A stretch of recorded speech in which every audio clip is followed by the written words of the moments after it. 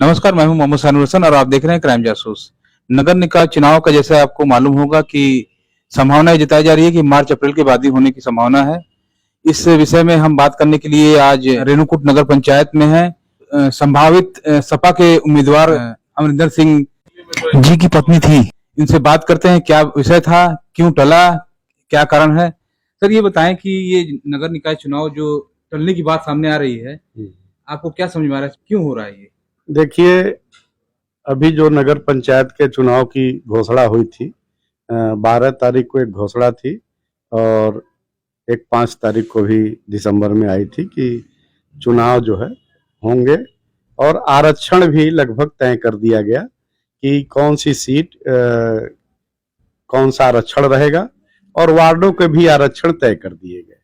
लेकिन हमें जहां तक लगता है कि सरकार की मंशा नहीं थी कि ये चुनाव हो, क्योंकि सुप्रीम कोर्ट ने एक गाइडलाइन दी थी सुरेश महाजन में कि जब तक ओबीसी का ट्रिपल टेस्ट न हो जाए तब तक उनको आरक्षण न दिया जाए। जब ये राज्य सरकार को मालूम था और राज्य सरकार के सारे जनप्रतिनिधियों को मालूम था, अधिकारियों को मालूम था कि आरक्षण में जब तक पिछड़ों का ट्रिपल टेस्ट नहीं होगा उन्हें आरक्षण नहीं मिलना चाहिए, तो ऐसी स्थिति में जब ये मामला हाई कोर्ट पहुंचा तो पिटीशन दायर हुई, कई रिट दायर हुई, जिसमें विपक्ष के जो लोग थे जो हाई कोर्ट गए, उन लोगों ने एक ही मांग की कि सुरेश महाजन में जो ट्रिपल टेस्ट पिछड़ों के आरक्षण के लिए किया गया है उसका पालन नहीं किया गया और मनमाने तौर पे आरक्षण की व्यवस्था की गई है जो जनहित में ठीक नहीं है, इसलिए इस चुनाव को रोका जाए। हाई कोर्ट ने भी जब दोनों पक्ष की दलीलों को देखा तो उसने भी ये माना कि इस चुनाव में ट्रिपल टेस्ट का पालन ओबीसी का नहीं किया गया, इसलिए ये चुनाव ठीक नहीं है। तो हाई कोर्ट ने 2 जजमेंट दी। एक तो हाई कोर्ट ने कह दिया कि आप सारी सीटों को सामान्य मानते हुए चुनाव करा दीजिए, और दूसरे में उन्होंने ये कहा कि जब तक ओबीसी आरक्षण जो है ट्रिपल टेस्ट के जरिए नहीं होता है तब तक इनको आरक्षण न दिया जाए। अब ऐसी स्थिति में राज्य सरकार फिर उलझन में पड़ गई कि ओबीसी का आरक्षण, अनुसूचित का आरक्षण कैसे समाप्त करें। तो हमें नहीं लगता कि इस सरकार के पास इतनी हिम्मत है कि वो बिना आरक्षण के ये चुनाव करा दे। आप सपा से संबंध रखते हैं तो आपकी पार्टी का क्या स्टैंड इस बारे में है? मेरी पार्टी के लोग आरक्षण के पक्षधर रहे हैं। पिछड़ों का आरक्षण, अनुसूचितों के आरक्षण की लड़ाई सदैव लड़ते रहे हैं, आगे भी लड़ते रहेंगे और जितनी मजबूती से आरक्षण की लड़ाई बैकवर्ड अनुसूचित के लोग को जो लड़ाई लड़ने के बाद आरक्षण मिला है, इतनी आसानी से हम ये आरक्षण जाने नहीं देंगे। इसके लिए सुप्रीम कोर्ट का भी दरवाजा खटखटाना पड़ेगा, तो खटखटाएंगे। आपके नेता शिवपाल सिंह यादव ने बोला है कि आंदोलन के लिए तैयार रहें, तो आप किस तरह से इसको देखते हैं? इसमें आंदोलन की कोई बात नहीं है। एक तरह से भले हमारे लीडर कह रहे हैं आंदोलन करने के लिए, लेकिन हाई कोर्ट ने तो स्पष्ट कर दिया कि ओबीसी की गणना कराने के बाद, ट्रिपल टेस्ट कराने के बाद आप चुनाव कराइए।